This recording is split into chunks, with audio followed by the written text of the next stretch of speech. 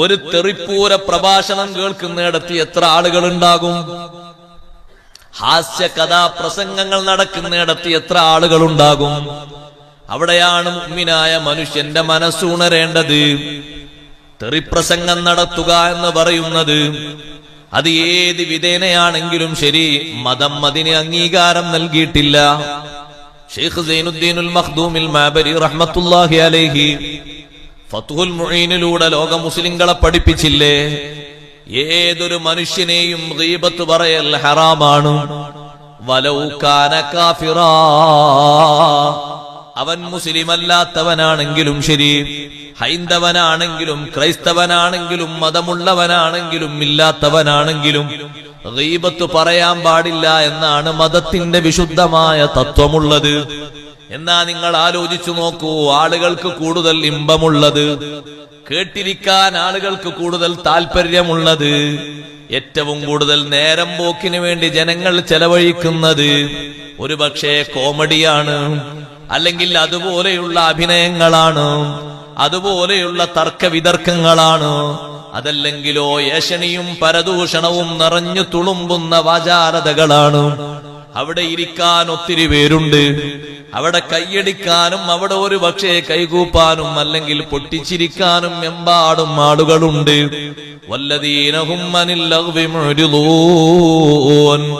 നിങ്ങളൊരു കല്യാണ സദസ്സിലേക്ക് ചെല്ലുകയാണെങ്കിലും ഒരു മീറ്റിംഗിലേക്ക് ചെല്ലുകയാണെങ്കിലും ഉമ്മമാരെ, സഹോദരിമാരെ, നല്ലൊരു സൽക്കാരത്തിലേക്ക് ചെല്ലുകയാണെങ്കിലും സൽക്കാരം നല്ലതായിരുന്നു, സംബന്ധിക്കലും നല്ല കൂലിയുള്ളതായിരുന്നു, എല്ലാം നഷ്ടപ്പെടുന്നത് ലഗ്വ് കൊണ്ടാണ്.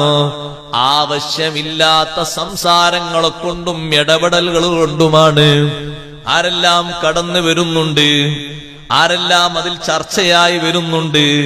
നമ്മളാ നേരത്ത് നിർവഹിച്ചത് കുറഞ്ഞ അമലാണെങ്കിൽ പോലും ആ വിഷയവുമായി ഒരിക്കലും ബന്ധപ്പെടാത്തവന്റെ അക്കൗണ്ടിലേക്ക് നമ്മളത് റിസർവ് ചെയ്യുകയാണ്, നമ്മളത് കൊടുക്കുകയാണ്, അതങ്ങനെ സപ്ലൈ ചെയ്യുകയാണ്.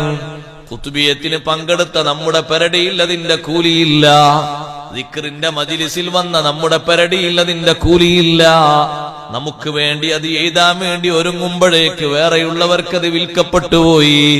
കാരണം അവിടെ ചർച്ച വന്നതും മറ്റൊരാളെ കുറിച്ചുള്ള ചർച്ചയിലുമായി. ഇതെങ്ങോ പാറിപ്പറന്നുപോയി. ജമാഅത്ത് കഴിഞ്ഞ് നേരെ ചെറിയ കുണ്ടിപ്പീടികയിൽ, മക്കാനിപ്പീടികയിൽ വന്ന് ചായ കുടിക്കുന്നവർ ആ പരിശുദ്ധമായ ജമാഅത്തിൽ നിർവഹിച്ച 27 ഇരട്ടിയും അവര് നടന്നു നീങ്ങിയതും അവര് കാത്തിരുന്നതുമെല്ലാം ഒരു ഗ്ലാസ് ചായ കുടിക്കുന്ന നേരത്തുകൂടെ അവരത് കളഞ്ഞു കുളിച്ചുപോയി. മഗ്രിബിന് നിസ്കരിച്ചവർ ഇശാഇന്റെ മുമ്പത് തകർത്തു വാരി കോരി കൊടുത്തുപോയി. ഇശാ നിസ്കരിച്ചവരോ 11 മണിയാകുമ്പോഴേക്കതും തീർത്തുപോയി. സുബഹിക്ക് ചില്ലൊരു ആശ്വാസമുണ്ട്, നിസ്കരിച്ചെങ്കിൽ ഒരു പക്ഷേ അത് വീട്ടിന്റെ ഉള്ളിലാണെങ്കിൽ എങ്ങോട്ടും പോയിട്ടില്ലെന്ന് പറയാം. അതും പള്ളിയിലേക്ക് വന്നിട്ടാണെങ്കിൽ വീണ്ടും ഒരു ചായ കുടിക്കാൻ കയറിയിട്ട് അതും വിൽക്കപ്പെട്ടുപോയി. ഇങ്ങനെ നോക്കുമ്പോ നമ്മുടെ ജമാഅത്തുകൾ ഏതുണ്ട്, നമ്മുടെ സുഹൃതങ്ങൾ ഏതുണ്ട്, നാം നമുക്കായി നമ്മുടെ അക്കൗണ്ടിൽ ചെയ്തു വെച്ചതെന്ന് കരുതി പറയാൻ എന്തുണ്ട്? അവിടെയെല്ലാം വിഷയം വരുന്നത് കുറ്റകൃത്യങ്ങളും അനാവശ്യ സംസാരങ്ങളും സമ്പർക്കങ്ങളും വരുമ്പോ മാറിക്കളയാനുള്ള നല്ലൊരു തീരുമാനം വേണം. ഇതുകൊണ്ടാണ് 4000 നബിമാർക്ക് ഖിദ്മത്തൊടുത്ത ലുഖ്മാനുൽ ഹക്കീം റളിയല്ലാഹു അൻഹു 4000 നബിമാർക്ക് ഖിദ്മത്തൊടുത്തിട്ടുണ്ട്.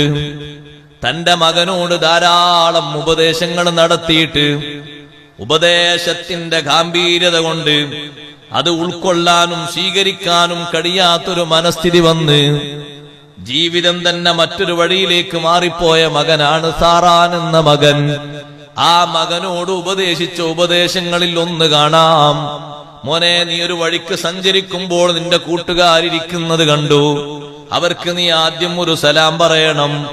സലാം അവര് മടക്കുന്നില്ല, അല്ലെങ്കിൽ സലാം മടക്കുന്നതിന് പകരം ആക്ഷേപത്തിന്റെയോ അധിക്ഷേപത്തിന്റെയോ ഭാഷയാണ് പ്രതിധ്വനിയായി വരുന്നതെങ്കിൽ നീ അവരെ കൂടെ ഒരു സെക്കൻഡ് പോലും ഇരിക്കരുത്. അവര് നിന്റെ ഖൽബിലെ ഈമാൻ കവർന്നെടുത്തു കൊണ്ടുപോകും. സലാം പറഞ്ഞിട്ട് അവര് വാലൈക്കും സലാം എന്ന് പറഞ്ഞു മടക്കിയോ, എന്നാ അവിടെ ഇരുന്നോ. സലാം പറഞ്ഞപ്പോ ആർക്കാ നിന്റെ ഈ സലാം കൊണ്ടുപോയി വലിച്ചെറിയടാന്നാ പറഞ്ഞു. എന്നാ നീ ഇരിക്കരുത്, ഓ നീ ഒരു സലാമുമായിട്ട് വരാൻ കണ്ട നേരം.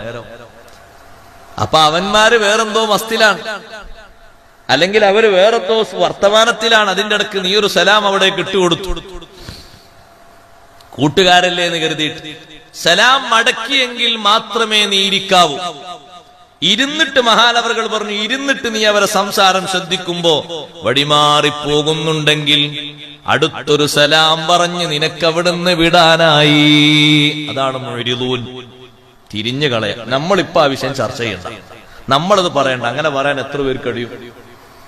ഒരു വിഷയം പറ്റാത്തത് കടന്നു വരുമ്പോ അത് തൊടല്ലേ, അത് പറയല്ലേ, ഈ സദസ്സ് നീ വഷളാക്കല്ലേ, ഈ നല്ല ദിക്റിന്റെ മജ്‌ലിസ് കഴിഞ്ഞ് ഭക്ഷണത്തിന് കാത്തിരിക്കുന്ന ഇതൊക്കെ സപ്ലൈ അല്ലേ, ഉണ്ടല്ലേ എന്ന് പറയാൻ ധൈര്യപ്പെടുന്നവരാരുണ്ട്?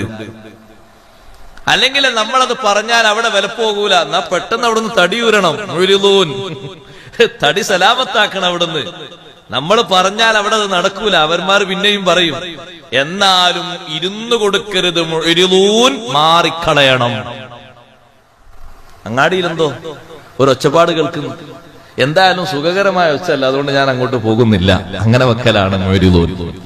എന്തോ ഒച്ച കേൾക്കുന്നു, പോയി നോക്കട്ടെ. പോയി നോക്കുമ്പോ തിരക്കിടില്ല, കാണാൻ പറ്റിയതാ, കാണാനൊന്നും പറ്റൂല, എന്നാലും കുറച്ചേരം കണ്ടു നോക്ക്.